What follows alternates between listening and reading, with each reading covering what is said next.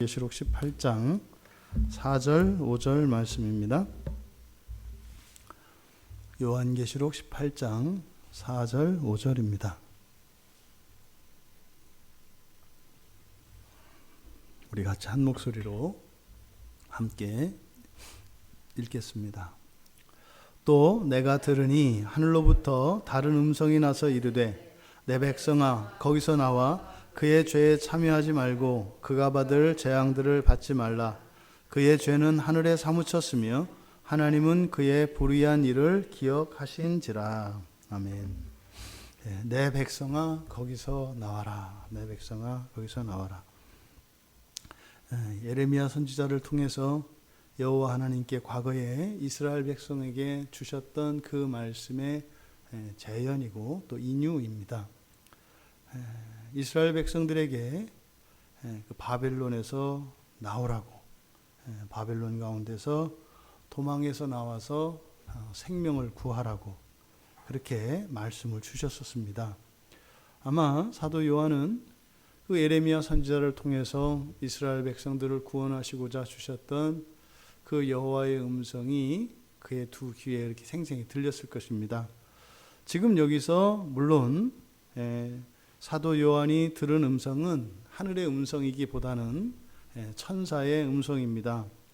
하늘로부터 다른 음성이 나서 이르되 라고 하면서 이것은 이제 다른 천사가 이야기한 것이기 때문에 천사의 음성을 통해서 하나님의 뜻이 요한에게 계시되어진 것이죠.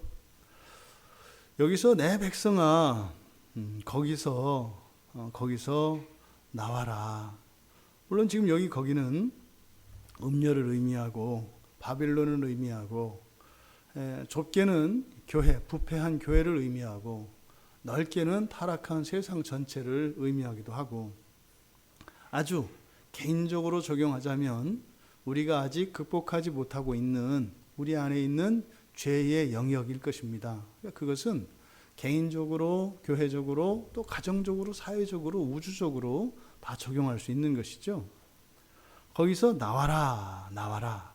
그런데 거기서 나와야 되는 그 이유, 나와야 되는 이유에 대해서 말씀하는데 음녀에게서, 그러니까 거기서 그 여자, 여기서는 거기서 나와 그랬을 때 이 거기라고 하는 것은 바벨론인데 그 바벨론은 지금 성경에서는 여성으로 나타내고 있습니다. 그래서 바벨론을 음녀에 비유되지 않습니까?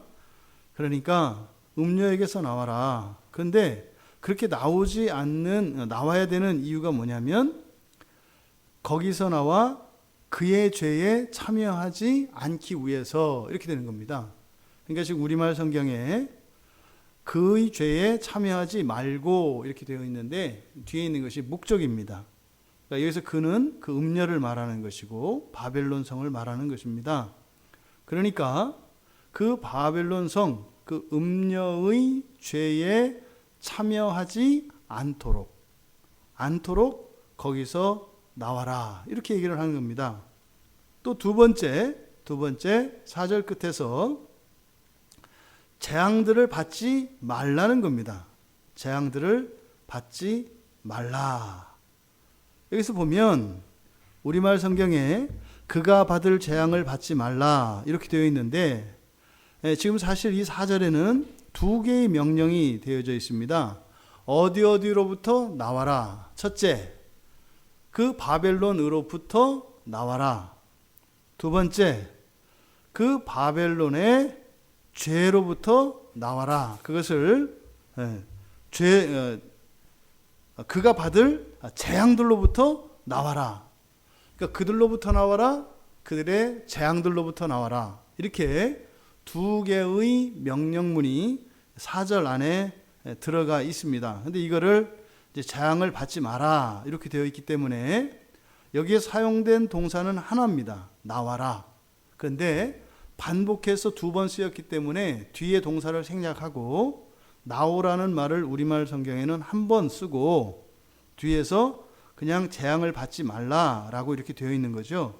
그런데 바로 그 재앙들로부터 나와야 되는 이유가 그녀의 재앙을 받지 않기 위해서 이렇게 되는 겁니다. 지금 천사가 요한을 통해서 주신 하나님의 백성들에게 주신 것은 두 개의 명령을 이야기하는데 바로 바벨론으로부터 나와라. 왜냐하면 그 바벨론의 죄에 참여하지 않기 위해서, 그러니까 나와야 죄를 짓지 않는 거죠. 거기에 있으면 계속 죄를 짓게 되는 거죠. 두 번째, 그 바벨론의 재앙으로부터 나와라. 이건 무슨 말이겠어요? 바벨론이 받을 재앙이 있다는 겁니다. 그러니까 바벨론의 재앙으로부터 나오라 라고 하는 것은 바로 재앙을 피하라는 거죠. 이 두 가지 명령이 그 목적과 함께 4절에 기록되어 있습니다. 지금 이 말씀은 누구겠어요? 바벨론을 향하여 이 말씀이 선포되어지는데, 사실은 거기 만약에 바벨론 전체를 구원하신다면 그 회개를 촉구했거나 다른 방식으로 말씀을 하셨겠죠. 그런데 거기서 나오라고 이야기하는 것은 나올 수 있는 사람이 있고 나오지 않을 수 있는 사람이 있다고 하는 전제가 깔려 있는 겁니다. 그러니까 거기서 나와라, 바벨론에서 나와라 이렇게 이야기할 때는 지금 이 말씀을 주시는 대상이 분명히 있단 말이죠. 그러니까 흔히 말해서 하나님의 말씀을 들을 수 있는 사람들 누구예요? 하나님의 백성들이죠. 그러니까 이 말씀은 바벨론 전체에 선포되어지는 말씀이지만 그 가운데 있는 하나님의 말씀을 들을 수 있는 하나님 백성들을 향하여 주시는 말씀이다. 그러니까 그럼 이 백성들은 그곳에서 떠날 수 있다는 거예요? 없다는 거예요? 있다는 거죠. 있으니까 나오라고 하는 거죠. 하지만 하나님의 말씀이 아니면 그것이 거기가 그렇게 하나님의 재앙이 그곳에 내릴 것이라고 하는 것을 모르는 겁니다. 그러니까 떠날 수 있음에도 불구하고 떠나지 못하든지 않든지 하는 하나님 백성들에게 촉구하는 거죠. 떠나라고 말입니다.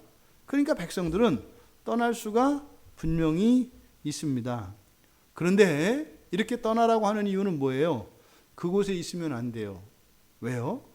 그곳에 있으면 자신의 의지를 초월해서 그곳에 있음으로 인해서 유발되어지는 죄가 있다는 거예요.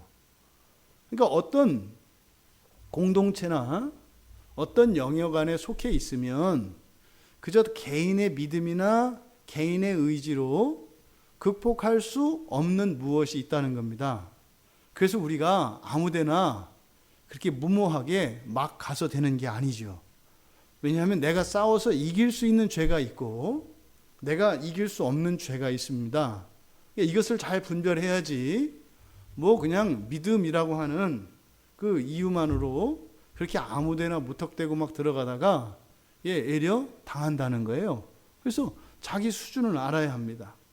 그래서 싸움도 정말 이렇게 싸울 수 있는 싸움을 싸워야지 감당할 수 없는 것을 그저 하나님 앞에서가 아니라 사람 앞에 서게 되면 그렇게 무모한 행동을 하게 되죠. 여기 관악산에 가면 관악산이 우리나라에 뭐 이렇게 여러 이렇게 유명한 산 중에 하나입니다. 그래서 뭐 기도원도 많고 뭐 절도 많고 무속인들도 많고 그렇습니다. 근데 이제 관악산에 가보시면 중간중간에 이제 사람들이 발길이 잘 닿지 않는 곳에 오래전부터 세워지는 조형물이 하나 있어요. 돌탑입니다. 돌탑. 돌탑을 쌓는 것은 그 사람들은 뭐예요? 그 예술가들이 쌓는 게 아닙니다. 그게 뭐 이렇게 지성을 드리는 거죠. 이렇게 지성을 드리는 겁니다. 그래서 산 중간중간에 보면은 한 1m, 1m 50, 높은 건 한 2m 정도 되는 돌탑을 누군가가 계속 쌓아왔었어요. 곳곳에 이제 있었거든요. 그게 사실은 이 샤머니즘을 이렇게 미신을 섬기는 사람들이 하는 그거죠. 근데 오늘 새벽에 이제 관악산을 다녀왔는데 그게 없어졌어요. 산에 있던 것들이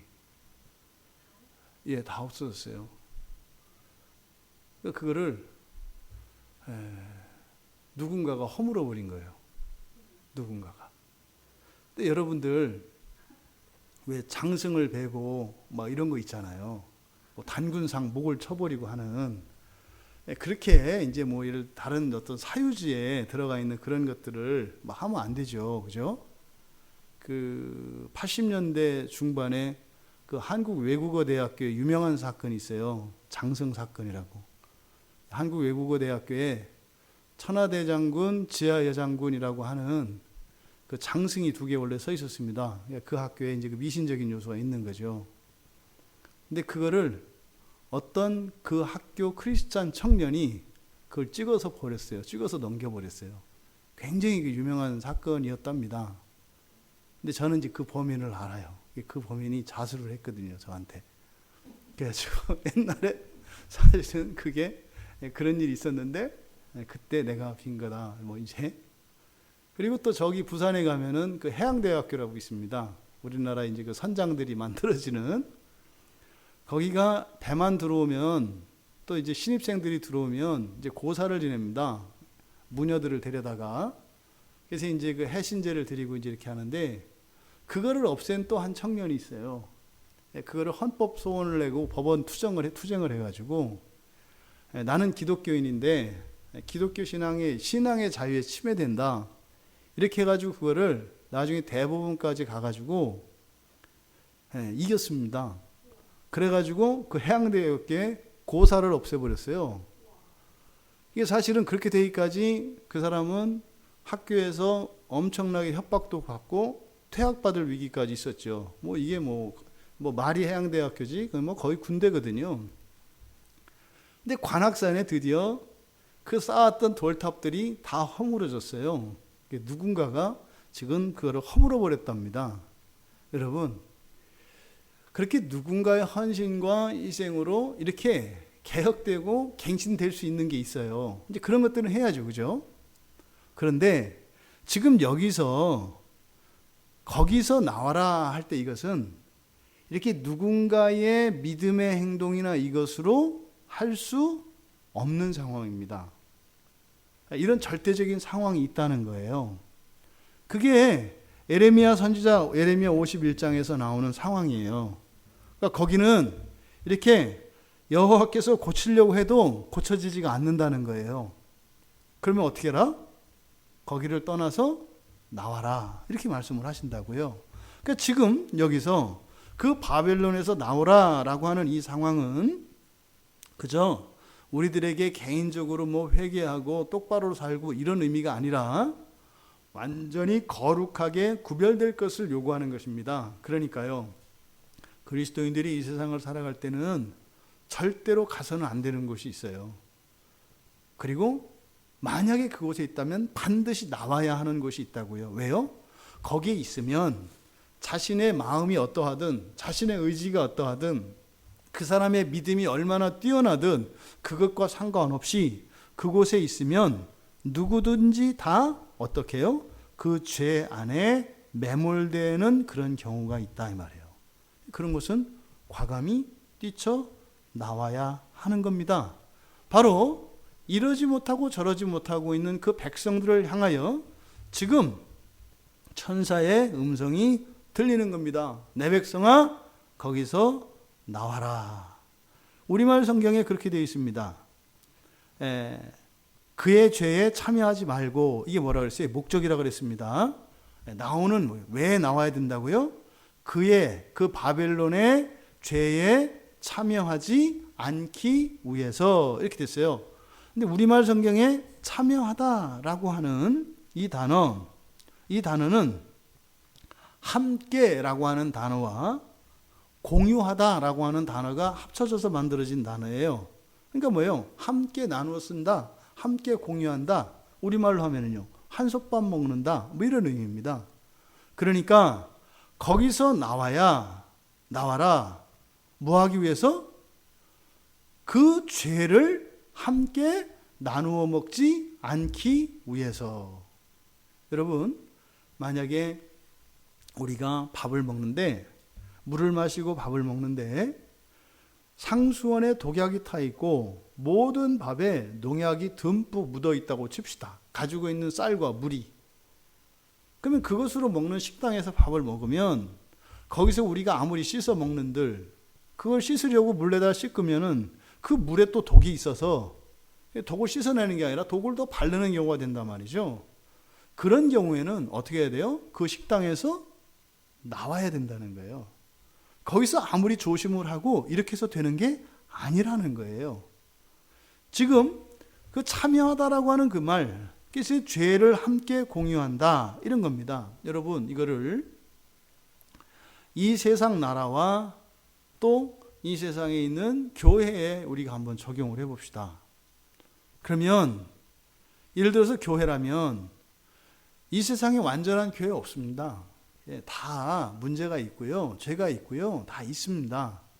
그런데 그렇다면 여기서 지금 말하는 대로 하면 이 세상에 있을 교회가 어디 있어요? 다 나와야지. 근데 지금 그런 의미로 이야기하지는 않을 거 아니겠어요?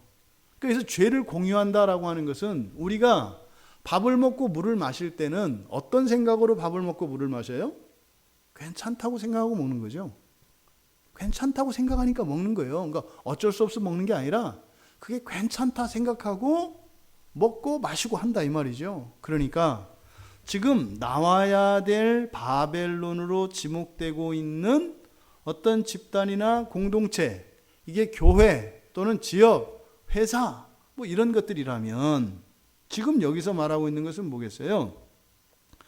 죄를 죄로 인식하지 못하고 또 죄가 죄인 줄 모르는 상태를 가리킨다고 볼 수가 있습니다.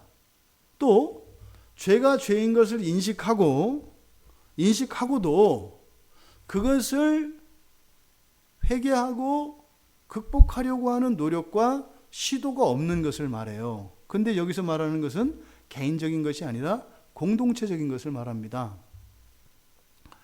참 조심스러운 말인데 이제 뭐 요즘에 이렇게 교회를 누가 소개해 달라고 그러면 알아봐야 된다고요. 그냥 집 앞에 있는 교회를 가세요라고 못해요. 저 같은 경우에는. 왜냐하면 너무 이상한 교회들이 많아서, 그러니까 무슨 뭐 훌륭한 교회, 좋은 교회를 말하는 게 아니라 이렇게 떠나야 할 교회가 아닌지를 확인할 필요가 있다 이 말이에요. 그러니까 거기는 절대로 가면 안 되는 교회, 이런 교회들이 사실은 엄격히 말하면 교회가 아니죠. 그러니까 교회가 아닌 것들이 교회의 현판을 걸고 명목상 교회라고 하는 것들이 있어요. 그것을 우리가 분별해야 된다 이 말입니다. 그러니까 이제는 말입니다, 이 세상에 있는 많은 교회들이 이제 교회들 사이에 거룩함으로 구별이 되어야 합니다. 더 나아가서 각 교회는 교회의 교회됨, 그리고 교회 안에 교회가 아닌 것들에 대해서 우리들이 분별하고 그 문제를 인식하고 그것을 극복하고 해결하려고 하는 그 노력이 반드시 있어야 한다는 겁니다. 만약에 없으면요, 거기는 떠나야 할 곳이 되는 것이다. 과감히 그런 곳을 향해서는 떠나라고 이야기를 해야 됩니다. 무서운 얘기죠. 지금 여기서 거론하고 있는 것은 공동체적인 죄입니다. 공동체적인 죄는 이 사적이고 개인적인 죄와 좀 구별됩니다. 그러니까 이것은 집단적으로, 이게 묵시적으로 이미 동의가 되어서 죄임에도 불구하고 죄라는 이름을 지우고 거기에 다른 이름이 붙여진 것, 이게 공동체 죄입니다. 오늘날 대표적인 것이 그죠? 교회 안에서 지금 이렇게 성도들 사이에 이렇게 논쟁이 되고 있는 합일점을 찾지 못하고 있는 것 중에 하나가 동성애 문제입니다. 만약에 어떤 교회가 동성애를 그냥 묵인하고 그저 사랑으로 품어야 한다라고 한다면 거기는 교회가 아닙니다. 거기는 떠나야 하는 곳입니다. 이런 것들을 말하는 거예요. 이렇게 사회적으로 공동체적으로 성경이 분명히 죄라고 명시하고 있는 그것을 눈 감아주려 하거나 오히려 그것을 두둔하려고 하는 이 모든 것들, 이것이 그렇게 되고 있느냐 안 되고 있느냐가 아니에요. 그 가치 기준을 이야기하는 겁니다. 동성애자들은 예배드리지 마라 이런 얘기는 아니죠. 그 사람은 지금 죄 가운데 있는 것이고 그 사람은 반드시 고쳐져야 합니다. 동성애를 극복할 수 있어야 돼요. 도와줘야 되는 거죠. 그건 잘못된 거예요. 본인도 죄인 줄 알지만 어쩔 수 없는 자기 자신의 비참함 속에서 하나님의 은혜를 구하며 있어야 되는 거죠. 오히려 그것을 퍼뜨리려 하거나 그것을 인정받고 보호받아야 되는 사람으로 자신을 변호하려고 한다면 그건 용서할 수가 없는 거죠. 만약에 그런 사람이 있다면 교회에서는 반드시 치리를 해야 됩니다. 지금 여기서 거론하고 있는 이 공동체 죄, 이 공동체적인 죄는 말입니다. 한 개인이 맞설 수 있는 게 아니에요. 거기서 이렇게 그 공동체적으로 이미 용인되고 있는 그 죄에 대해서 그 죄를 돌이키거나 이럴 수는 없습니다. 다만 뭐예요? 만약에 그 자리에 있는다면 그 사람은 어떻게 될까요? 순교자가 되겠죠. 순교자가 되겠죠. 근데 성경은 지금 그렇게 얘기합니다. 떠나라고요. 거기서 순교하라는 것이 아니라 떠나라 이렇게 얘기한단 말이죠.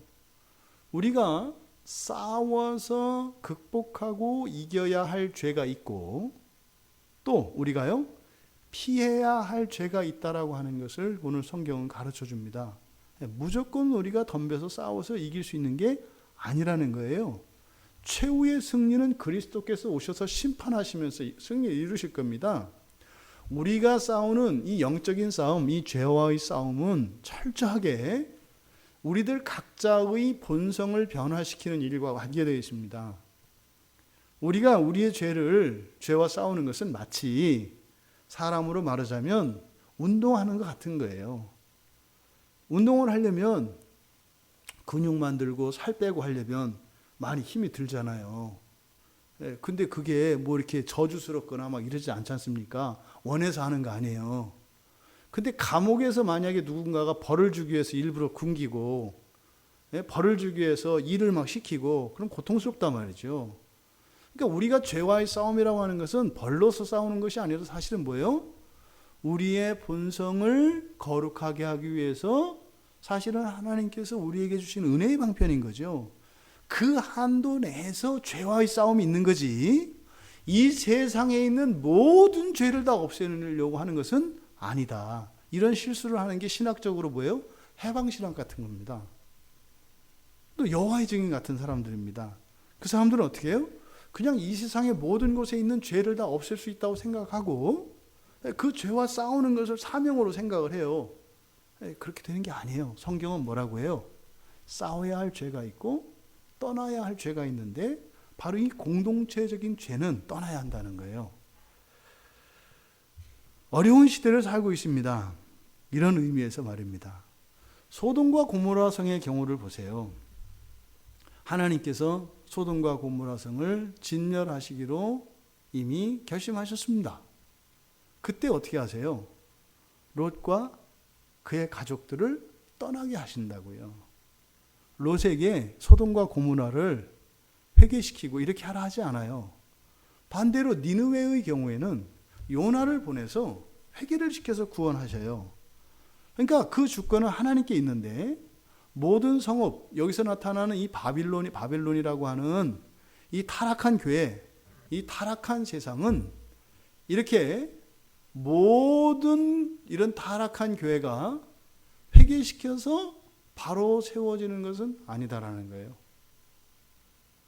없어져야 되는 교회도 있는 겁니다. 근데 그 교회는 처음부터 그렇게 된 게 아니에요. 스스로 타락을 하면 없어져야 되는 교회가 있습니다. 하나님이 없애기로 작정하시는 교회가 있습니다. 이런 교회가 돼서는 안 되죠. 이건 너무나 끔찍하고 두려운 거죠. 하나님의 백성이 떠나야 되는 교회. 근데 이런 교회들이 자꾸 늘어납니다. 늘어납니다.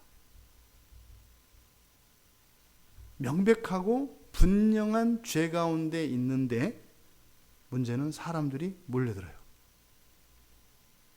이거는 말입니다. 굉장히 심각한 상황이라는 거예요. 둘 중에 하나죠.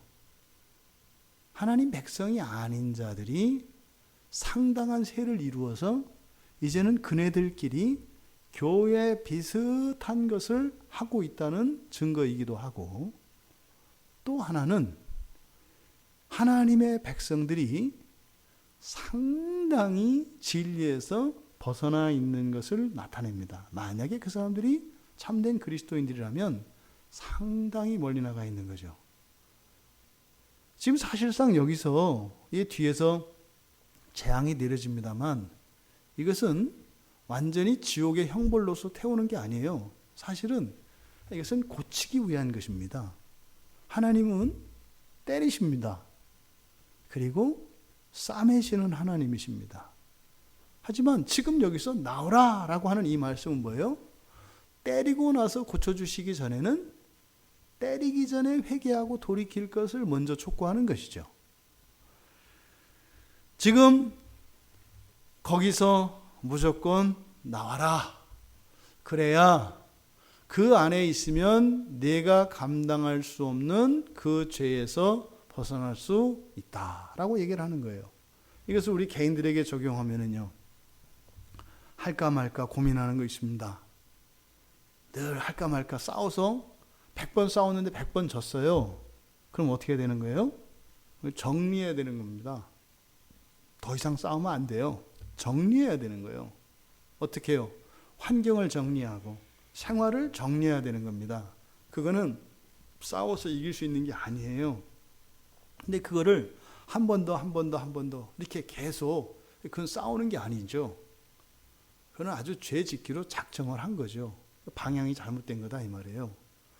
싸울 수 있는 것과 싸울 수 없는 것에 대해서 오늘 성경은 우리들에게 교훈을 줍니다. 예레미야 51장 6절에 보면 바벨론 가운데서 도망하여 나와 각기 생명을 구원해라 그래요. 그래서 그 죄악으로 말미암아 끊어짐을 보지 말지어다. 그러면서 이는 여호와의 보복의 때니 그에게 보복하실 것이다. 지금 우리가 읽은 4절과 5절의 말씀과 매우 유사합니다. 같은 내용입니다. 여러분, 떠나야 할 곳에서 떠날 수 있는 우리가 되기를 바랍니다.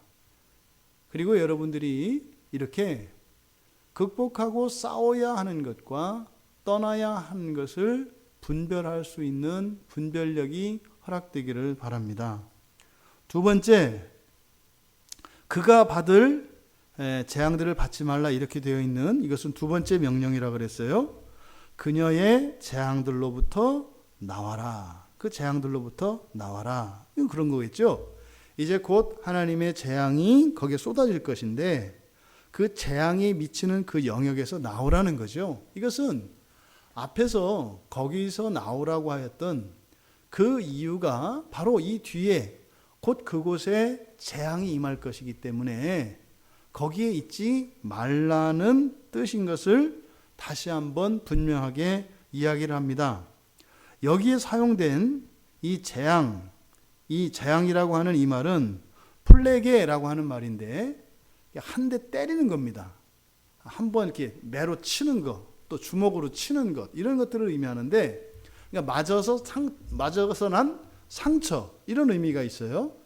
그러니까 이 재앙이라고 하는 것은 뭐 이 외에도 다른 단어들이 있어요. 그런데 요한계시록에서는 이 단어만 사용합니다. 다른 데에서는 이제 다른 단어들이 혼용이 되어지는데 계시록에서는 이 플레게라고 하는 말만 사용됩니다. 또 이 단어는 보면 고린도후서 11장 23절을 제외하고는 누가하고 요한만 쓰는 말이에요. 이 단어는 성경에서. 근데 이 단어가 의미하는 바, 그러니까 뭐라 그랬어요? 이 재앙이라고 하는 것은 그냥 이렇게 막연한 의미의 재앙이 아니라 신체적으로 가해지는 이런 고통을 일으키는 것을 말합니다. 그러니까 반드시 여기서 말하는 이 바벨론에 부어지는 이 재앙은 바로 육체적인 것과 관계되어 있습니다. 그러니까 육체적인 질병이랄지, 육체에 일어나는 상처랄지, 고통이랄지 이런 모든 것들을 의미합니다. 그러니까 이거는요, 질병으로 칠 수도 있고, 이걸 역병이라고도 번역을 하는 거예요. 그러니까 병이 나도 우리의 몸이 힘들어지잖아요. 또 어떤 사고가 나도 우리의 몸이 힘들어지잖아요. 또 누군가가 때리거나 매를 대거나 회초리를 이렇게 대면 또 아프잖아요. 그러니까 육체적으로 겪게 되는 이 고통, 그것을 여기서 말하는 재앙이라고 이야기합니다. 그렇다면 지금 재앙을 받지 않기 위해서 그 바벨론에 내리게 될 하나님이 내리실 재앙, 그 회초리를 피하기 위해서 거기 재앙에서 나오라는 것입니다. 그러니까 여기서 우리가 알 수 있는 것은 죄 있는 곳에는 반드시 뭐가 있다는 거예요? 재앙이 있다는 겁니다. 재앙은 뭐라고요? 육체적인 고통이라고요. 그러니까 죄는 육체적인 고통과 반드시 관계 있다는 겁니다. 그럼 이것은 마지막 날에 임하게 될 그 심판의 성격을 우리들에게 살짝 보여줍니다. 마지막에 겪게 될 심판에는 정신적인 고통, 심리적인 고통뿐만 아니라 무엇이 있어요? 육체적인 고통이 있다는 거예요. 근데 문제는 그때 육체는 불멸이에요. 아픔은 있는데 몸이 죽질 않아요.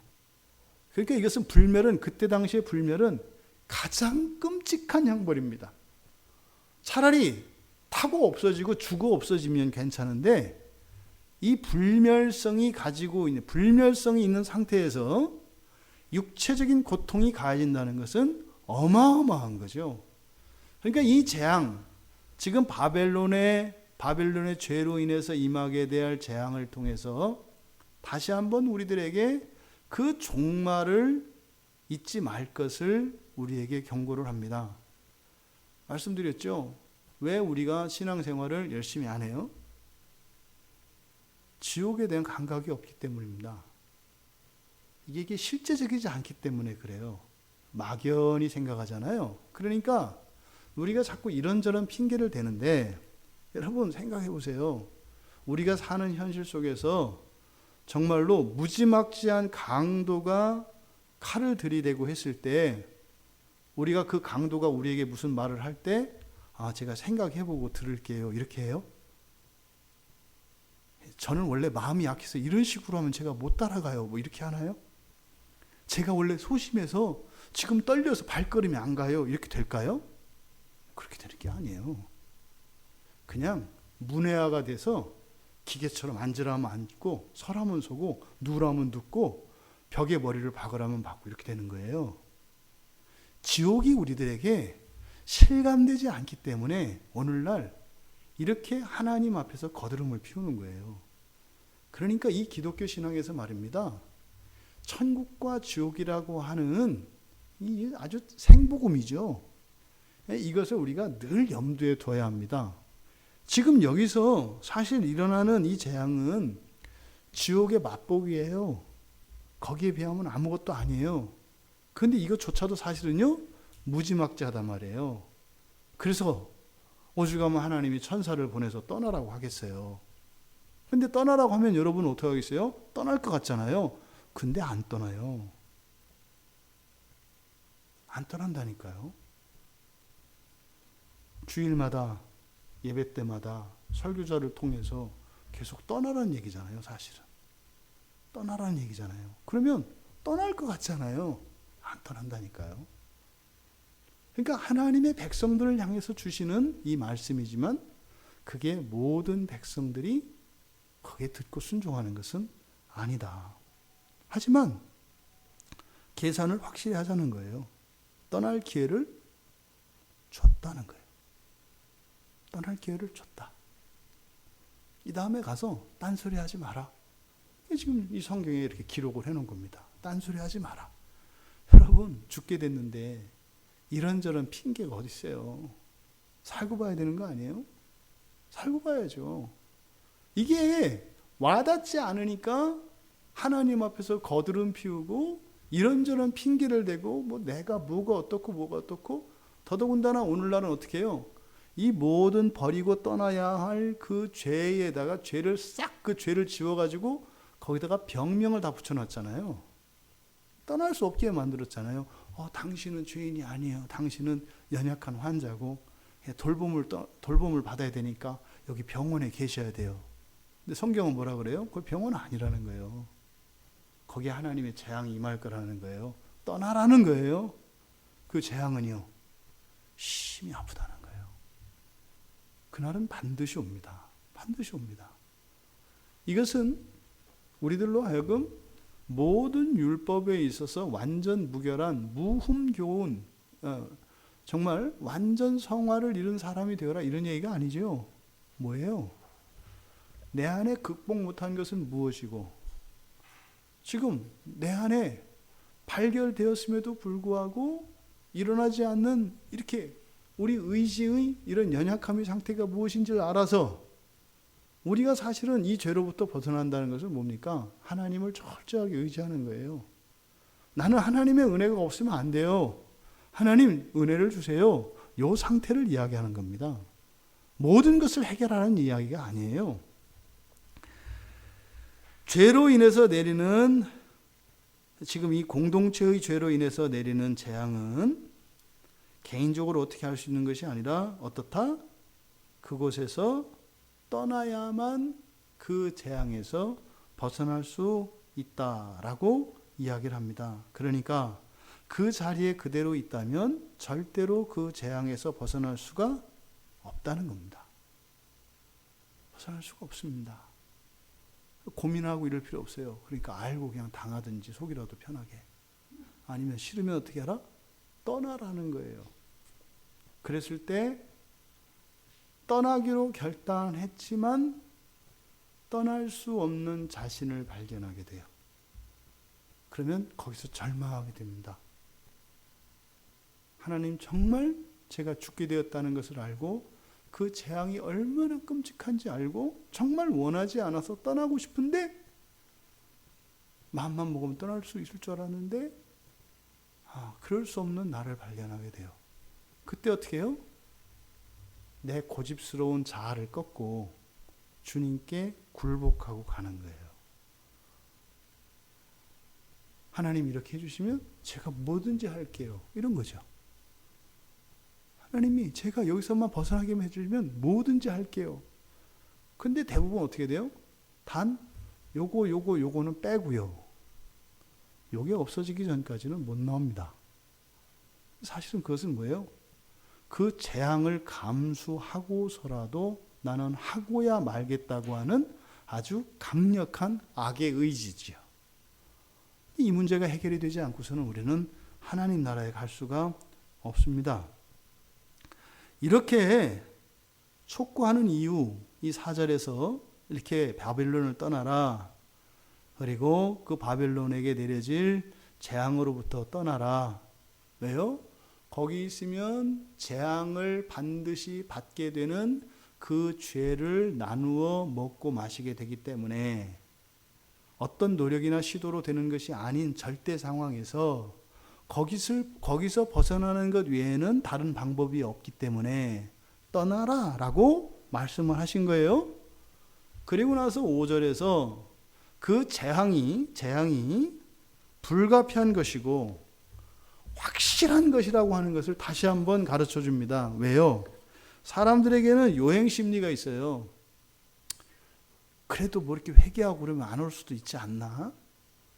또 그래도 나는 뭐 이렇게 좀 특별히 좀 불쌍하니까 하려고 한 게 아니라, 그리고 할 때마다 늘 반만 했으니까 거기서 면해주지 않을까? 이런 헛된 기대를 사람들, 이 죄인들은 한단 말이죠.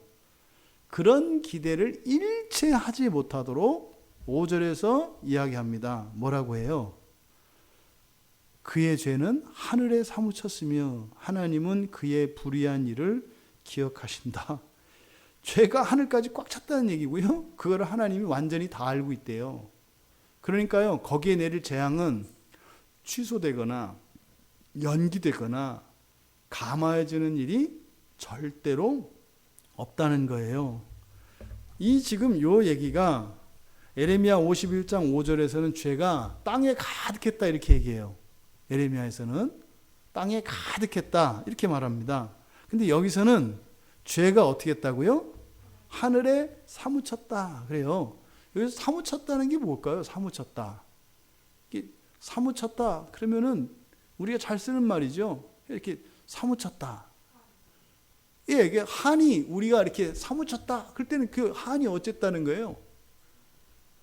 그게 뭐 있기는 있는데, 사실은 우리말로 번역하기가 이게 애매해서 사무쳤다고 한 거예요. 사실은 요 사무쳤다라고 하는 이 단어가요, 그런 겁니다. 가을철에 이제 추수를 하고 나면은 볕단을 추수를 해서 쌓아놓고 어떻게 해요? 그 볕단을 위에다가 이렇게 쌓아 올리잖아요. 쌓고 이렇게 하잖아요. 지금 사무쳤다라고 하는 이 번역되어진 이 단어는 원래 그 고대에서 사용하던 의학 용어입니다. 예를 들어서 상처가 이렇게 갈라졌어요. 우리 이렇게 이렇게 살이 이렇게 찢어졌어요. 그러면 어떻게 하죠? 이 두 개를 벌어졌으니까 두 개를 갖다 이렇게 붙이잖아요. 요게 지금 여기서 사무쳤다는 거예요. 그러니까 떨어져 있는 것을 붙이는 것. 그래서 풀칠을 하다 이런 뜻이에요. 풀칠하다 갖다 붙이다 이런 겁니다. 그러니까 죄들이 하늘에 사무쳤다고 하는 것은 죄가 하나 있어요. 그럼 이렇게 바닥에 있을 거 아닙니까? 이제 물질로 본다면, 어떤 물건으로 놓고 본다면. 그런데 어떻게 해요? 이게 차곡 이렇게 위에 붙이는 거예요. 붙는 거예요. 이렇게. 예? 풀 발라가지고 바르고 했는데 어디까지 쌓아 올렸다고요? 하늘까지 쌓아 올렸다는 거예요. 그러니까 보세요. 죄를 그냥 이렇게 종이 한 장이라고 했을 때 이 종이를 갖다가 풀칠해서 밑에부터 발랐는데 어디까지 갔다고요? 하늘까지 갔다고요. 빈 데가 있어요, 없어요? 없다는 거예요.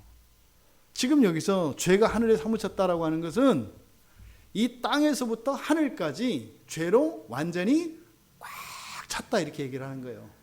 마치 물이 가득 찬 것처럼 말입니다. 그런데 이게 물이 찬 것처럼 가득했다 이렇게 하지 않은 이유는 뭐겠어요? 견고한 거죠. 이게 풀로 붙이는 것은 본드로 붙이고 악교칠을 하면 이게 어떻게 돼요? 굉장히 강해지잖아요. 종이 한 장도 이거 뭐 쉽게 찢습니다만 20장 30장을 풀칠을 해서 이거 하나로 만들어 버리면 굉장히 질기게 되죠. 그러니까 이 죄 하나하나가 그냥 하나씩 쌓여서 많은 것 정도 물로 채워진 이런 것이 아니라 이렇게 풀칠이 돼서 완전히 돌덩이처럼 꽉 찼다는 거예요. 이 세상이.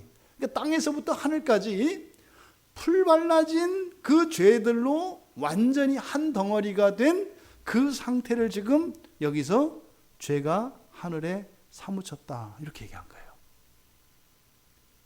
이게 뭐예요? 대책이 없다는 거예요. 대책이 없어요. 여러분 아시죠? 뭐 예를 들어 유리병 같은 데다가 여러분들이 종이를 이렇게 쪼가리 내가지고, 예?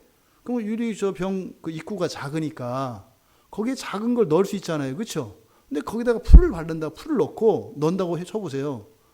그러면 요만한 쪼가리들을 계속 넣는데 그 안에서 풀로 엉겨지잖아요. 그럼 이게 꺼낼 수가 있어요, 없어요? 없어요. 그러니까 지금 여기서 죄가 하늘에 사무쳤다고 하는 이 상태를 말하는 거예요. 세상에 죄가 가득 찼는데 그냥 가득 찬 정도가 아니라 어떻다? 손 쓸 수 없다는 거예요. 할 수 있는 거는요. 깨서 부수는 수밖에 없는 거예요. 그러니까 지금 죄들이 하늘에 사무쳤기 때문에 그렇다는 겁니다. 지금 여기서 재앙이 불가피한 이유, 그것을 5절에서 이야기하는 거예요. 이게 내가 그냥 심판하려고 하는 게 아니라 이거밖에는 죄를 없앨 수 있는 방법이 없어야 이렇게 얘기하는 거예요. 아니, 물이나 같아야 뭐 이렇게 햇빛으로 말리지 이거는 그럴 수가 없다는 거예요. 그게 어떻게 해요? 두드려 깨서 완전히 먼지가 될 때까지 깨버리는 수밖에 없다. 이게 지금 바로 5절에서 이야기하는 하나님의 재앙이 내릴 수밖에 없는 절대적인 상황이다 라고 하는 것을 여기서 가르쳐 줍니다. 그럼 여러분 생각해 보세요. 이렇게 타락한 교회들의 죄들이 쌓여서 거기다가 풀칠이 되고 돼서 하늘까지 다다랐대요. 어떻게 해야 이렇게 될까요? 어떻게 이렇게 될까요? 첫째, 많이 있어야 돼요. 그렇잖아요? 하늘까지 닿을 정도로 쌓으려면 죄가 어떻게 돼요? 아주 많아야 합니다. 헤아릴 수 없을 정도로 많아야 됩니다. 또 하나, 그런 죄들이 있으면 어떻게 해요? 죄들이 없어지면 안 돼요. 잘 보존돼서 그 죄들이 쌓여야 돼요. 그러니까 죄가 많은 죄를 범했다는 것이고, 또 하나 회개가 없었다는 뜻이죠. 회개는 죄를 없으니까요. 그러니까 끊임없이 죄들은 양산됐고 회개는 단 한 번도 일어나지 않아서 만들어진 그 죄들이 하늘에 닿을 때까지 차곡차곡 풀발라져서 그렇게 쌓여졌다라고 하는 것을 여기서 나타내는 겁니다. 여러분, 하나님의 진노를 막을 수 있는 것이 회개지 않습니까? 이 회개는 우리의 본성을 바꾸고 동시에 그 죄로 인해서 죄를 없애기 위해서 하나님이 사용하시는 이 재앙을 예방하는 효과가 있어요. 근데 지금 여기서 다루고 있는 이 죄는 어떻다? 이렇게 회개를 통해서 할 수 있는 것이 아니라는 거예요. 이런 시대가 오지 말아야 되는데 지금 요한은 분명히 어느 한 시점이 되면 이러한 때가 온다는 겁니다. 그러니까 맞서 싸우는 것이 아니라 피해야 할 때가 온다는 겁니다. 따라서 이때가 되면 도망가는 수밖에 없어요. 그걸 떠나는 수밖에 없어요. 그러니까 그 이전까지 이런 공동체가 되지 않도록 이렇게까지 정말 하나님이 손 쓰실 수 없는, 그저 부수는 수밖에 다른 방법이 없는 이런 상태가 되지 않도록 우리가 노력을 해야 되겠죠. 그래서 여러분들이 지금 금요일 저녁에 수요일과 새벽에 여러분들이 교회에 나오시는 거예요. 그렇게 꽉 차지 않기 위해서 말입니다. 나라와 민족을 위하여, 교회를 위하여 기도할 때 어떻게 해요? 하늘까지 쌓아 올려지던 그 죄악들이 한 장 한 장씩 빠져나가는 거잖아요. 그래서 그 하늘에 닿지 못하게 하는 이런 회개의 일들이 끊임없이 계속되어야 합니다. 뭐를 위해서요? 공동체를 위해서 말입니다. 그래서 우리들이 공동체를 위한 이 회개의 기도가 반드시 필요하다. 왜요? 이때 하나님의 이 상태에 이르게 되면 여기서는 방법이 없다고요. 그거는 그냥 부서지는 수밖에 없다 이 말이에요. 근데 그것은 끔찍한 고통을 유발하는 것이니까. 또 두 번째로 우리들 개인이 그래서 최소한 나 한 사람만이라도 공동체의 죄에 보탬이 되는 일이 없도록 우리들 각자가, 우리들 개인이 깨어서 회개하고 기도해야 되는 것입니다. 이것이 우리들의 일상의 삶 속에 정착되어진다면 정말 하나님이 부숴버리지 않고서는 회복시킬 수 없는 공동체의 끔찍한 상황에까지는 이르지 않을 수 있다. 하지만 이제 나와야 되는 그곳이 되어버린다면 그때는 거기서 나오는 것 외에는 다른 방법이 없다는 거죠. 구약의 많은 신앙의 선진들이 그래서 이 죄에 대한 기도를 하나님께 끊임없이 합니다. 근데 뒤에 내용을 보면 하나님이 어떻게 하신다고 그랬어요? 기억하신다고 얘기해요. 기억하신다고. 시편 25편에서 다윗이 하나님, 내 젊은 시절의 죄와 허물을 기억하지 마십시오. 이렇게 기도해요. 내 젊은 시절의 죄와 허물을 기억하지 마십시오. 그리고 주의 인자하심을 따라 나를 기억하시되 주의 선하심으로 하옵소서. 이건 무슨 말이에요? 제가 잘못한 건 보지 마시고 잘한 것만 봐주세요. 이 얘기예요. 그러니까 우리도 동일한 기도를 하는 겁니다. 죄에 대해서 회개를 할 것이지만 우리가 다 회개할 수 없잖아요. 그죠? 그러니까 하나님, 저에게 선한 것, 그 선한 것은 그리스도의 은혜 안에 있는 것이고 그리스도의 보혈 안에 그 보혈로 적셔진 것들입니다. 그것만 하나님 기억해 달라는 거죠. 다윗의 기도였어요. 아삽은 시편 79편에서 그렇게 얘기해요. 하나님 너무 분노하진 마세요. 너무 분노하지 마세요. 그리고 죄악을 영원히 기억하지 마세요. 얼마나 귀여워요. 그죠? 너무 왜 생각만 해도 이건 끔찍하거든요. 그러니까 아니 제가 너무 분노하지 마시고요. 뭐 이렇게 얘기하는 거죠. 그리고 어떻게 해요? 영원히 기억하지 마십시오. 영원히 기억하지 마십시오. 그러면서 사정사정해요. 구하오니 보시옵소서 보시옵소서 우리는 다 주의 백성이니다. 자기의 죄를 깨달았을 때 이렇게 하나님께 간절히 용서를 구하지 않을 수가 없는 거예요. 근데 구약에서 이런 믿음의 선진들이 했던 이 기도는요, 하나님께서 들으셨어요. 하나님께서 들으셨습니다. 그래서 이사야 선지자를 통해서 이사야서 43장 25절에 보면 내 죄를 기억하지 않겠다. 이렇게 얘기해요. 내 죄를 기억하지 않겠다. 근데 이거 누구한테 한 말이에요? 저의 죄를 영원히 기억하지 말아 주십시오라고 기도한 사람들, 회개한 사람들에게 하는 말이에요. 그냥 자동으로 이렇게 되는 게 아니에요. 이렇게 옆에 있는 사람 옷을 붙잡았다고 해서 따라 들어가는 게 아니라니까요. 이렇게 나의 죄를 영원히 기억하지 마십시오. 너무 분노하지는 마십시오. 내 젊은 날의 죄가를 기억하지 말아 주십시오.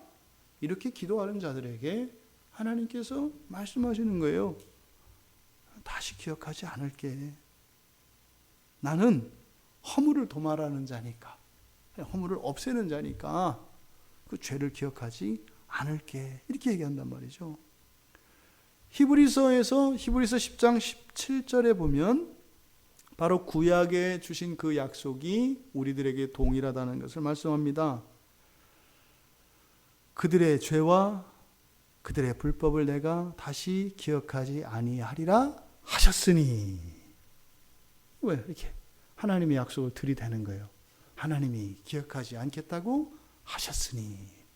여러분들이 예수의 이름으로 우리들의 죄를 고백하고 지난날의 그 죄를 하나님 기억하지 말아 주십시오. 이런 이야기가 나오는 것은 그냥 주문과 방법으로 하는 게 아니잖아요. 그죠? 하나님 앞에 부끄럽고 마음이 아프니까 이야기하는 거잖아요. 그랬을 때 예수의 이름이 바로 하나님께서 하셨던 그 약속이 우리들 개인에게 적용되게 합니다. 이것을 뭐라고 해요? 새 언약이라고 합니다. 새 언약. 이게 새 언약이에요. 히브리서 8장 13절에 보면 그렇게 나오는데 12절 13절을 보면 내가 그들의 불의를 긍휼히 여기고 그들의 죄를 다시 기억하지 아니하리라 하셨느니라. 새 언약이라 말씀하셨으며 첫 것은 낡아지게 하신 것이니 낡아지고 죄하는 것은 없어져 가는 것이니라. 바로 예수 그리스도를 믿는 믿음 안에 있는 새 언약의 백성들에게는 이것이 도말된다라고 하는 것을 이야기하셨어요. 그런데 문제는 5절에서 뭐라고 했어요? 하나님은 그의 불의한 일을 기억하셨다 이렇게 얘기해요. 이건 뭐냐 말이에요. 보세요. 바로 5절의 전반부에서는 하늘에 사무친 게 뭐예요? 죄지요. 죄지요. 근데 이 죄가 기억되지 않는 이유는 무엇이에요? 예수 그리스도께서 그 죄값을 다 치르셨기 때문입니다. 더 이상 죄에 대해서는 계산할 게 남아있지가 않아요. 그러니까 기억하실 게 없어요. 이 죄값에 대해서 받으셔야 될 게 없다 이 말이에요. 그런데 뒤에서 하나님께서 기억하고 계신 것은 무엇입니까? 불의한 일들이에요. 일들. 이거는 디케마타. 그러니까 디케가 의거든요. 의. 아가 붙으면 없는 이런 뜻이에요. 그러니까 아디케, 그건 불의거든요. 마타 그러면은 불의에서 만들어진 그 어떤 결과물을 말해요. 그러니까 의롭지 않은 것에서 생겨난 어떤 결과물들. 그러니까 여기서 이 불의한 일이라고 하는 것은 사실은 우리의 삶 속에서 드러나는 불의한 것으로부터 나온 어떤 행위들입니다. 그럼 보세요. 죄를 기억하진 않으세요. 그런데 우리들에게서 어떠한 불의한 행위와 이러한 말들과 이런 것이 나온다면 그것은 하나님 나라에 합당한 것이 아니에요. 그래서 하나님 나라와 공존할 수 있는 게 아닙니다. 그 뒤에서 기억하신다라고 하는 말은 지난날 죄에 대해서 기억하시고 심판하시겠다는 것이 아니라 이게 뭐예요? 이런 것들은 하나님 나라에 들어갈 수가 있어요? 없어요? 없어요. 하나님 나라와 공존할 수 있는 것들이 아닙니다. 여러분들이 하나님 나라를 믿는다면 지금 여러분들이 하나님 나라에서 하나님과 살 수 있는 사람들인가를 여러분 자신들을 살펴보세요.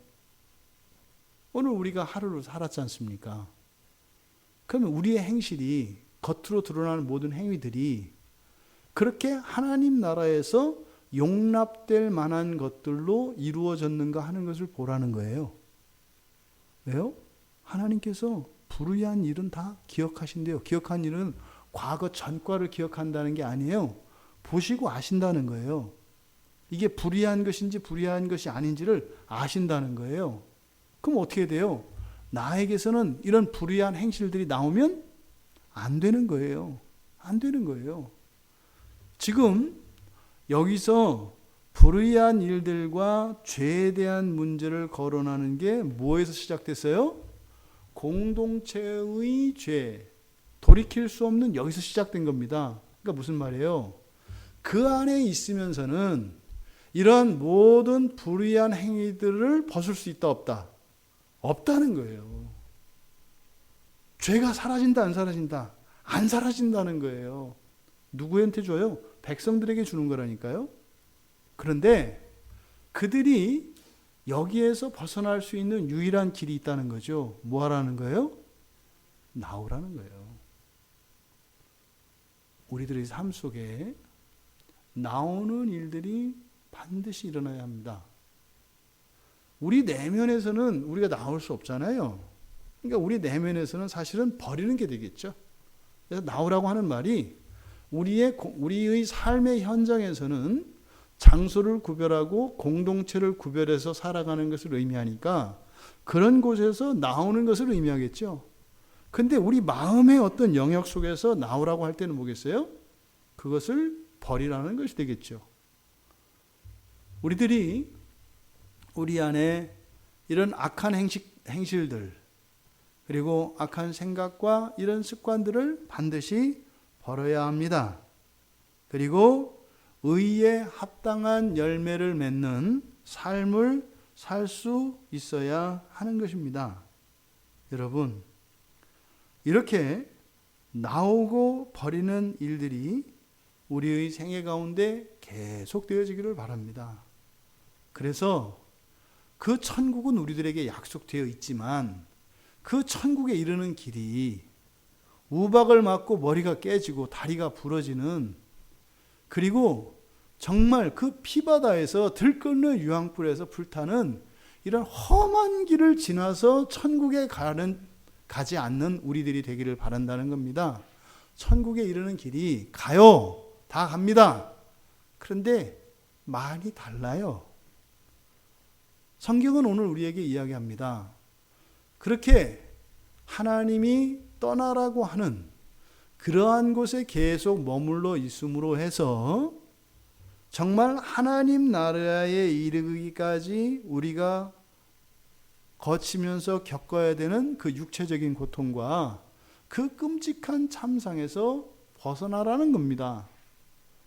마지막 약속으로 주어진 그 천국에 만족하지 말고 그 천국에 이르는 길이 우리가 하나님께 찬양하며 감사하며 그 사랑과 은혜에 감격하며 살아가는 거룩한 순례의 여정이 되기를 바라신다는 거예요.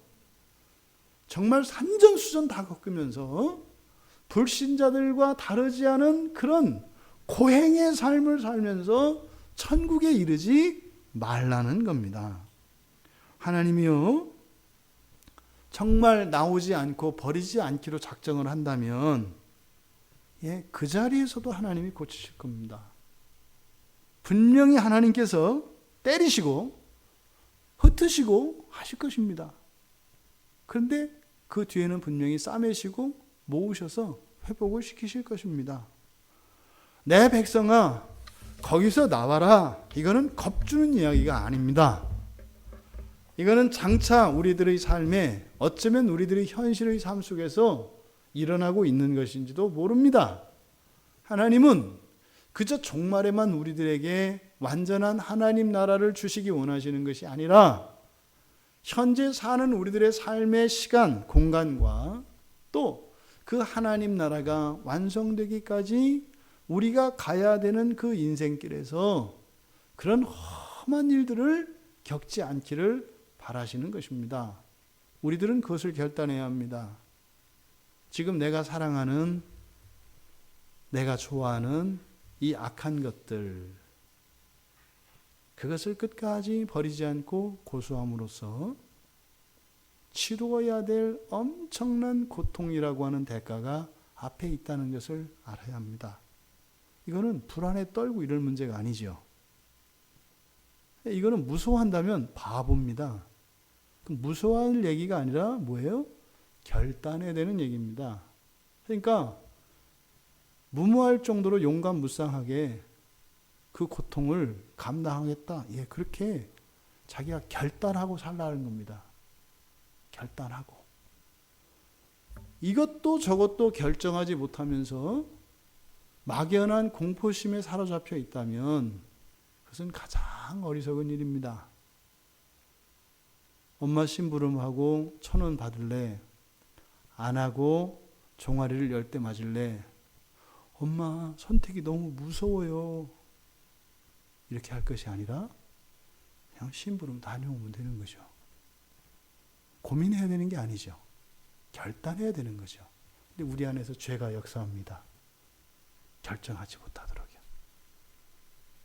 그래서 10대는 부당하다. 그래서 그걸 가지고 이렇게 합의 보려고 하고 그걸 가지고 토론하려고 합니다. 또 상이 너무 약하다. 여러분, 하나님 말씀 앞에 우리가 토를 달고 하나님하고 논쟁을 벌일 시간적 여유가 없습니다. 하나님이 주시는 말씀 앞에 각자가 선택하고 순종하며 살아갈 일입니다. 지금껏 수많은 사람들이 죄의 속임에 빠져서 결단하지 못해서 스스로의 인생에 화를 자초하는 인생을 살아왔습니다. 사도 요한 또한 다르지 않았겠죠. 지금 여기서 천사가 내 백성아 거기서 나와라 했을 때 소돔과 고모라 성에서 나올 때 롯의 아내가 소금 기둥이 됐어요. 그냥 나오면 되거든요. 왜 소금 기둥이 되냐고요. 예루살렘을 향해서 거기서 나오라고 했을 때 나오지 않고 버리지 않아서 멸망당하고 노예가 돼서 갈고리에 끼워져서 밧줄에 묶여서 포로로 갔단 말이죠. 이제 우리들에게는 그런 일이 일어나지 말아야겠습니다. 여러분, 하나님 앞에서 무모하게 덤비지 마십시오. 버릴 것을 버리고 나올 곳에서 나오십시오. 그리고 그렇게 할 수 없는 연약함을 하나님께 긍휼히 여겨주시도록 은혜를 구하며 은혜의 보좌 앞으로 나아가실 때 우리에게 내려질 재앙들은 사라질 것이고 또 우리가 더욱 거룩하게 되어져서 그 천성에 이르는 그 길이 영원히 찬양이 마르지 않는 그런 복되고 거룩한 삶으로 하나님께서 인도하여 주실 줄 믿습니다. 우리 모두가 그런 인생으로 인도함을 받고 그렇게 우리를 구원하시는 그 하나님의 구원의 은혜가 종말에 뿐만 아니라 우리의 현재의 삶 속에 늘 그렇게 감사로 경험될 수 있는 우리 모두가 되기를 주님의 이름으로 축원합니다. 우리 말씀을 생각하며